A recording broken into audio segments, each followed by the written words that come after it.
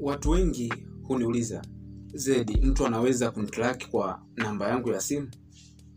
Na mimi huwa najibu hapana. Ni network provider tu na polisi ndio wanaoweza kufanya hivyo. Lakini kuna kitu kimoja ambacho sikuwa nikikieleza vizuri, na leo tutakizungumzia. Tuanze na ukweli wa kawaida. Kwa mtu wa kawaida, ndiyo, ni kweli huwezi ukachukua namba ya mtu na kumtrack tu hivi hivi. Ili mtu atrakiwe, eneo alipo, network yake au mitandao ya simu anayotumia ndiyo pekee inayojua yuko wapi kupitia minara ya simu. Na hii taarifa hawaitoe ovyo, lazima kuwe na amri ya kisheria kutoka polisi au mahakama.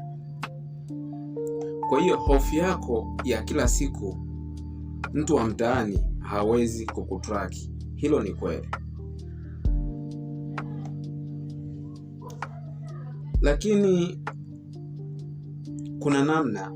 Sasa hapa ndipo mambo yanapokuwa ya kuvutia.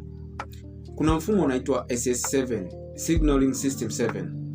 Huu ni mfumo wa zamani sana uliojengwa miaka ya 1970 ambao makampuni ya simu duniani kote wanatumia kuwasiliana wao kwa wao, kupitisha simu zako, ujumbe wako, roaming unapokuwa nchi nyingine.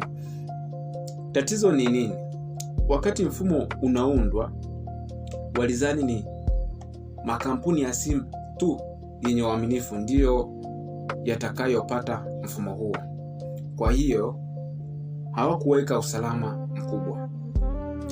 Lakini leo, miaka mingi baadaye, upatikanaji wa SS7 umekuwa sio siri tena kwa makampuni ya simu pekee. Kuna makampuni ya ujasusi, na katika baadhi ya matukio yaliyothibitishwa, watu wenye nia mbaya wamepata njia ya kufikia mfumo huu.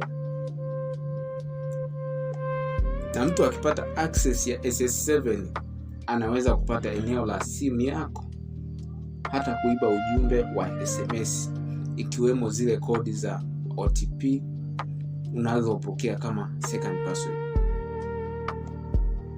Sasa unaweza ukawa unajiuliza, kwa nini hii ni muhimu kwako? Kwanza, usiogope sana.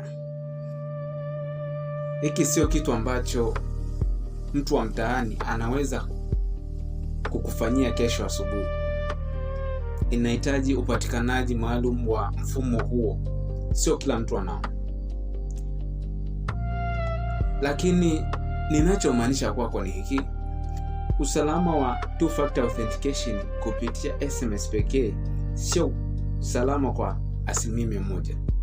Ndio maana wataalamu wa usalama wanashauri kutumia authenticator apps kama Google Authenticator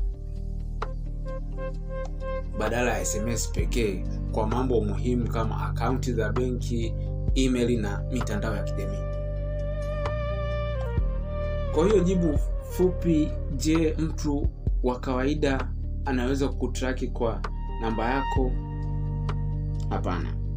Lakini je, njia zipo ambazo mfumo wa simu una udhaifu? Ndiyo. Na sasa unajua kwa nini. Kama video hii imekusaidia kuelewa vizuri, tuandikie comment hapo chini na usisahau kusubscribe. Hii ni Cyber Dream Team.